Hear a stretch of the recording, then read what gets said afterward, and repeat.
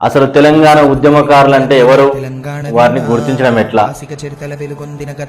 ఒకటి, తొలి దశ మలి దశ ఉద్యమంలో ప్రాణత్యాగాలు చేసినటువంటి కుటుంబాలు, ప్రాణత్యాగాలు చేసినటువంటి వారు, వీరందరూ కూడా మొదటి వరుసలో ఉంటారు.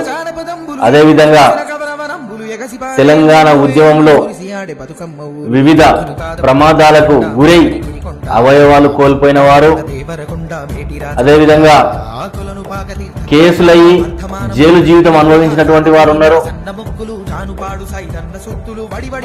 కేసులు రాకుండా బయట ఉండి ఉద్యమంలో పాల్గొని ఎన్నోసార్లు వారి కుటుంబ సభ్యులందరూ పోలీసుల యొక్క నిర్బంధానికి బైండవలకి లొంగి పనిచేసినటువంటి వారు ఉన్నారు.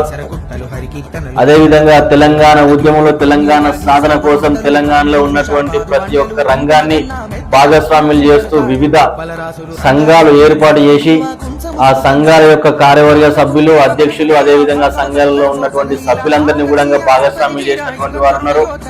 మహిళలు, విద్యార్థులు, జీవన ఉపాధి కోల్పోయినటువంటి వారు, ప్రైవేట్ రంగంలో ఉద్యోగాలు చేస్తున్నటువంటి వారు,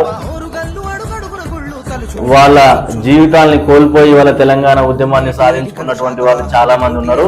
వాళ్ళందరికీ కూడా తక్షణమే ప్రభుత్వము గుర్తించి వారికి గౌరవమైనటువంటి ప్రభుత్వ గుర్తింపు పత్రాన్ని, అదేవిధంగా ఐడి కార్డుని జారీ చేయాలంటని చెప్పి కోరుతా ఉన్నాం.